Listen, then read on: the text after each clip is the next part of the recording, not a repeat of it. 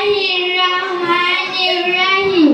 সূরা ৯০ নং আউলিয়াবাদ সরকারি প্রাথমিক বিদ্যালয়ের পঞ্চম শ্রেণীর শিক্ষার্থীদের বিদায় ও দোয়া মাহফিল অনুষ্ঠানের সম্মানিত সভাপতি, সম্মানিত ম্যানেজিং কমিটির সদস্যবৃন্দ, আমার পরম শ্রদ্ধেয় শিক্ষক মণ্ডলী, আমার স্নেহের ছোট ভাই ও বোনেরা এবং সম্মানিত সুধী, আসসালামু আলাইকুম।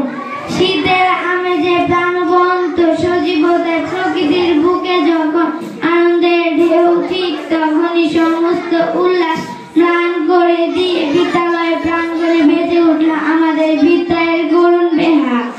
বিদায় কথাটি খুবই কষ্টের, তা সে বিদায় যে কোনো ধরনের বিদায়ী হোক না কেন, দীর্ঘ 5টি বছর আমরা এই বিদ্যালয়ে অধ্যয়ন করেছি। আজ আমাদের বিদায়, সময়ের প্রয়োজনে আমাদেরকে যে চলে যেতেই হবে।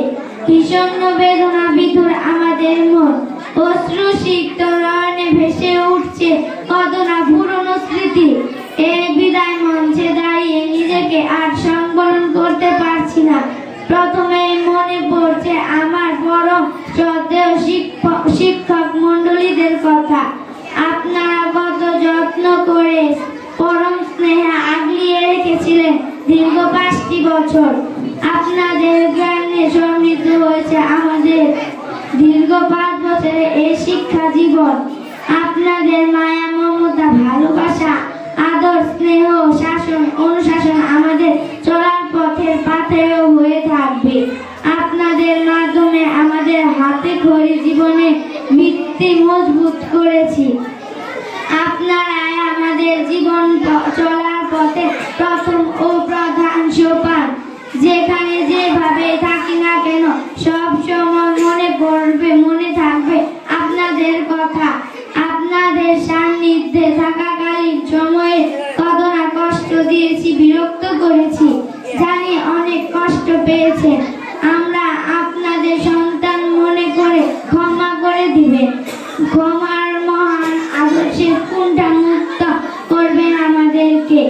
আশীর্বাদ করবেন যেন লেখাপড়া করে মানুষের মতো মানুষ হয়ে আপনাদের মুখ উজ্জ্বল করতে পারি। প্রিয় ছোট ভাই ও বোনেরা, তোমাদের দিকে তাকিয়ে নিজেকে আর সংবরণ করতে পারছি না। তাই অশ্রু সিক্ত নয়নের রুদ্ধ প্রায় কণ্ঠে শুধু এইটুকু বলছি, কত না হই হুল্লায়, আনন্দ বেদনায় মিলেমিশে থেকেছি। আজ চলে যাচ্ছি তোমাদের ছেড়ে, শুধু নিয়ে যাচ্ছি তোমাদের স্মৃতিগুলি।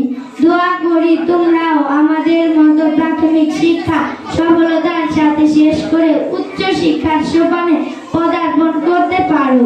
দীর্ঘ 5 বছর তোমাদের সাথে একসঙ্গে থেকেছি, খেলেছি। হয়তো মনের অজান্তে তোমাদের অনেক কষ্ট দিয়েছি। বড় ভাই বোন মনে করে ক্ষমা করে দিও। আর আমাদের জন্য দোয়া করো যেন জীবন সফলতা আনতে পারি। যাই হোক, বিদায়ী মুহূর্তে আর বেশি কিছু বলতে চাই না।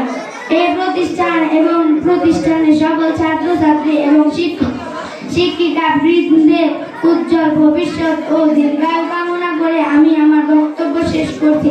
ধন্যবাদ সবাইকে। আসসালামু আলাইকুম।